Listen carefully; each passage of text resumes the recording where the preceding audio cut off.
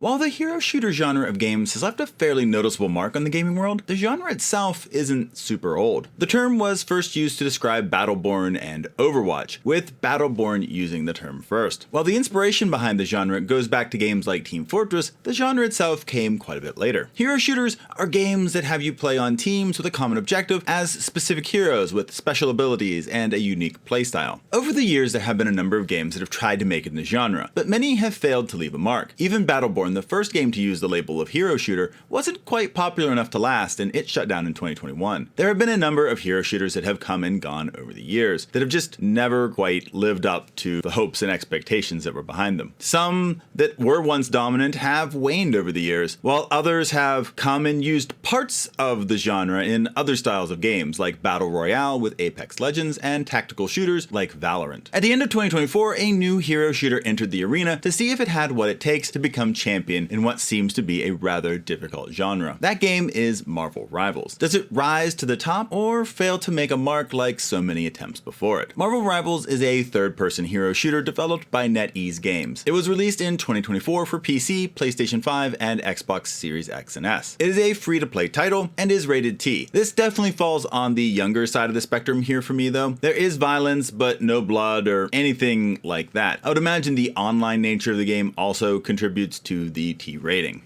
Now there is a story to Marvel Rivals, but I know that personally the story isn't really what draws me to a game like this. It's nice to have lore and everything, but I always feel like it is just a reason to have random characters and copies of characters able to battle each other. Here it is Doctor Doom and Doctor Doom 2099 having a conflict that causes a time stream entanglement, which brings all kinds of Marvel heroes and villains together to battle things out to keep either Doom from conquering everything. As I said, this is interesting, but more of a background premise that doesn't really affect gameplay at all. There is plenty of lore and stories about the characters and the various locations and everything, but I'm definitely not expecting any kind of closure to the story, as online games like this can't really unless they're ending service in general. If it is something you like, it's there. For me, it doesn't really impact my enjoyment of the game one way or the other. Marvel has such established lore already that doesn't really hit the same as creating a new world and having all that kind of lore in it.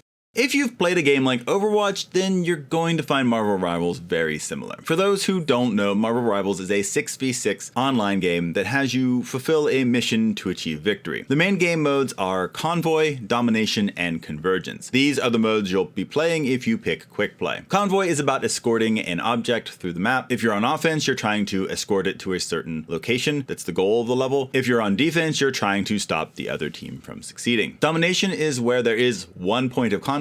Each team is trying to capture this point and keep it until you reach 100%. This mode is a best of 3 mode, so the first team to win 2 rounds wins the game. And the last mode is Convergence. This is a bit of a mix of both of the previous modes. Like Convoy, there is an offense and defense. The main difference is that the attacking team will have to capture a point before escorting an object to the goal. In addition, there are now 2 other modes you can select: Conquest, which is basically a team deathmatch game mode, and Doom Match, which is a free-for-all mode. In both of these, you're just trying to take out the enemy, but in Conquest, you're not scored on number of kills, but by collecting marks that drop after players die. Rivals has even had 2 special holiday events already, which is kind of fun. While I don't think they're always the best, they do make for a nice little diversion for those who want to mix things up every once in a while. When you enter one of these game modes, you're then able to select what hero you want to play. Heroes are divided into 3 categories: Vanguard, Duelist, and Strategist. Vanguards are your tanks that can defend and have the most health. Duelists are your DPS characters that can do a lot of damage, but don't always have a large amount of health. Strategists are characters that can heal or give other benefits to your characters. Each hero has a different playstyle and set of skills. Hawkeye and Black Widow are snipers, best at a distance, while heroes like Hulk, Black Panther, and Wolverine are melee characters that get up close and personal with foes. Now, this can be a little overwhelming, as Marvel Rivals launched with 33 heroes, and Season 1 added 2 more heroes, bringing us to 35 heroes to learn with their own playstyles. And it sounds like Rivals is committed to bringing out new heroes fairly regularly, so that number is just going to get bigger and potentially more overwhelming for people. Now, some people do view this large amount of heroes as a bad thing, but I don't really agree with this. It can be overwhelming, I suppose, and I acknowledge that, but I've always liked having a large variety of characters to choose from in games like this. While I definitely have characters I'm not very good at, there is enough variety for me to figure out a handful of characters that I really enjoy playing and do decent at. It may also take a little to figure out how a character works, since some of the kits here are not always easy to jump into and understand and do well with. While there aren't that many innovations in the gameplay of Marvel Rivals, the gameplay is solid. Characters each have a unique feel to them and feel suited to the character. Obviously, in the name of keeping things from being too complex, you're not going to have access to everything a character could do in the comics or movies or whatever medium you've seen them before in, and power is all flattened out in the name of gameplay. So Hawkeye can take out Hulk, for instance. That's not something that would really happen in the comic world very well, but here it's very doable. Now, if you can ignore things like that, I think you'll have a good time playing as the various characters in the game. That said, there are a few things here and there that set Marvel Rivals slightly apart from other hero shooters. The first is team-up abilities. If you select certain characters, they can gain some kind of benefit. So for example, Rocket Raccoon and Jeff the Land Shark can team up with Groot. This team-up allows Rocket and Jeff to ride on Groot's shoulders and receive less damage. Now, there are currently 16 of these team-ups, and they're a fun little addition that can give a little benefit to certain team compositions. They're definitely something to kind of keep an eye out, because that can be a little edge that could lead you to victory in certain circumstances. The second is that Marvel Rivals allows you to tackle old season passes at any time, which I think is a great move forward. You can't always play as much as you'd like, so having the ability to go back to old battle passes is a great step to making the game more accessible for people. Instead of just leveling up in a season, various quests will give you chrono tokens that will allow you to unlock items from the battle pass. While I do like this attempt to make battle passes more available to later players in the game, I also feel like the chrono token system is a bit clunky. Maybe it's just that I'm not used to it, so I'm certainly willing to give it a little bit more time and see how I think of it. Lastly, you do have destructible environments, which, while fun, is also not as big of a thing as I thought it might be. Most destroyed elements don't really stay destroyed and will respawn after a certain amount of time. While it is often nice to get cover back, I also feel like it kind of undermines the impact of having the destruction in the first place. It's cool and can be used in strategic ways, but didn't entirely have the impact I thought it might when I first heard about this feature. Overall, I found Marvel Rivals to be a very solid hero shooter. If you're looking for a lot of innovation in the space, you'll find some here, but it's not an entire reinvention of the genre. It does what it does well and has a strong IP to back it up with a deep roster of characters. It is also an online game, so your enjoyment will also be dependent on who you play with. There are no role queues, which is a bit of a controversial subject for people. This means that you'll get teams where everyone wants to be duelists and nobody really wants to be Vanguard or Strategist. This can be very frustrating when your team gets steamrolled for this reason, and the insta-lock DPS players are crying about not getting healing or wanting a Vanguard, but I have a hard time faulting the game for this. Sure, it could do a role queue, but I also know that's not going to make everyone happy either, so I mainly say this as a word of warning, but I don't really hold this against the game itself.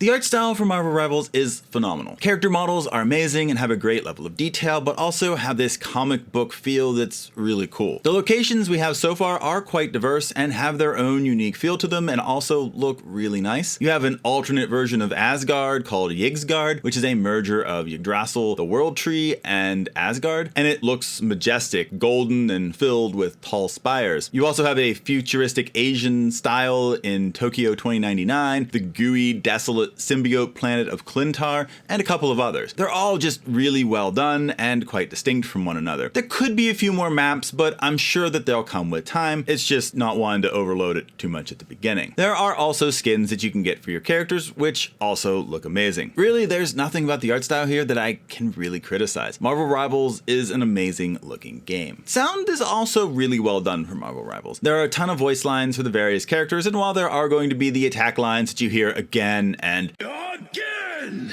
that's pretty standard for games like this. There are also a good number of voice lines that have funny interactions between characters that are a nice touch too. These also get repetitive, but I still find them a fun addition and good for a chuckle here and there. Music doesn't have a huge role in the game. There are some pretty good tracks that you can hear in certain circumstances, but that doesn't tend to be a standout element. Sound effects are maybe the part that can be looked over the most. I think they're fine. They'll let you know when you hit an enemy, when you've been hit, and other helpful things like that, but none of them particularly stand out to me, and they're okay. I don't have anything against them. They work, and that's really all I can ask for.